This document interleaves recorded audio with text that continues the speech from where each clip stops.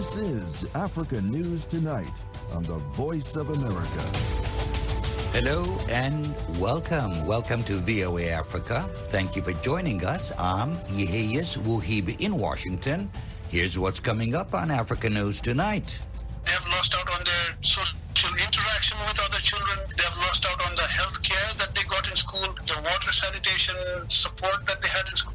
That's Abhiyan Rani, UNICEF's Regional Education Advisor for Eastern and Southern Africa, on how many adolescent young girls out of school face early marriage, early pregnancies, and child abuse. Details coming up. Also, the United Nations, African Union, U.S., Great Britain, and other foreign governments have condemned yesterday's attempted coup in Sudan. These stories and more on Africa News Tonight. We start with our top story. In his recorded address to the UN General Assembly yesterday, Egyptian President Abdel Fattah el-Sisi repeatedly called for international assistance for African countries and international cooperation to enhance world peace. El-Sisi said there will be no stability in the Middle East without a just solution to the Palestinian Israeli conflict. Ahmed Fathi, a Global Affairs analyst and a UN correspondent, discussed with VOA senior analyst Mohamed ElShinnawi the highlights of Egyptian president's address to the UN. Egypt is an African country. It's on the northeast corner. It's a part of reality of the world we live in. As far as for President Sisi's request to increase aid to Africa, this is something that should be welcomed across the African continent. He spoke about the vaccine equity. He spoke about his country's attempt to establish a manufacturing facility so it can provide for its people and export to the brethren in the continent. Egypt is linked organically with the Sudan and the South Sudan and Ethiopia and all the Nile Basin countries. This is an organic linkage.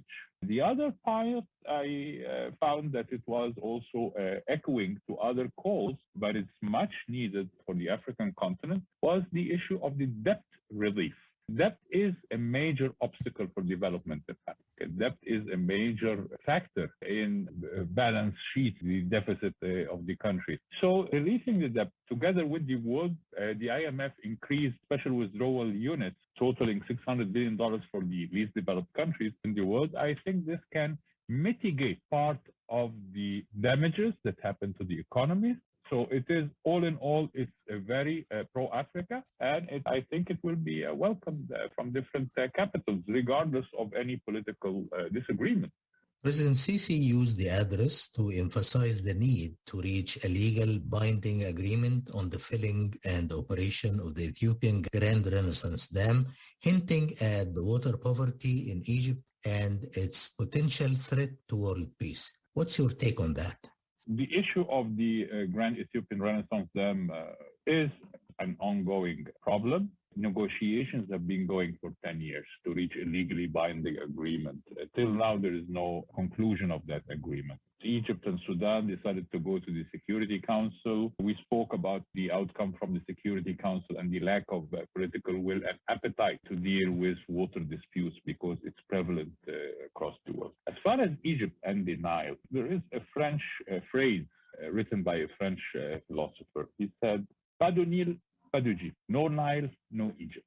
It has a single major source of water. That's the River Nile. River Nile does not originate in Egypt, but it originates in 9 different countries. From the Egyptian perspective, I see it as an existential threat. From the Ethiopian perspective, I see it, yes, they have absolute right for development and generating electricity. The only way to bridge between all the parties and to go back to the spirit of the African brethren is to engage in a win-win solution. You cannot cut the water, hypothetically, of course speaking, from Egypt and the Sudan, engineering speaking. So the only way is that to have cooperation. There might be talk about cooperation, But translating this cooperation into a legally binding agreement, that's lacking political will from the Ethiopian side. The U.S. is not relaunching peace talks between Israel and Palestinians. President Sisi called in his address for a just negotiated settlement leading to the two-state solution. What do you make of that?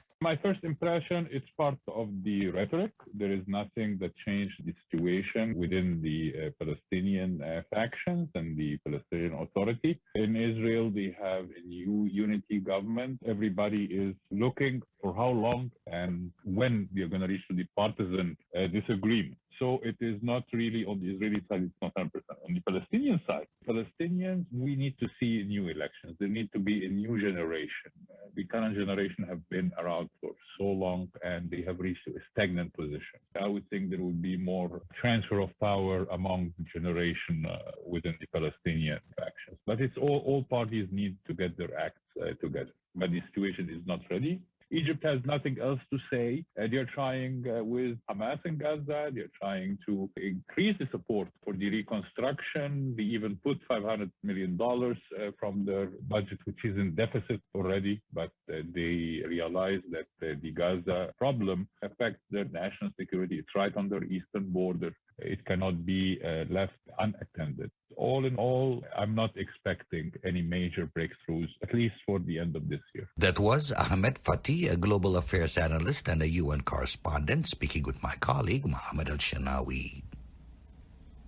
According to the United Nations Children's Fund, 18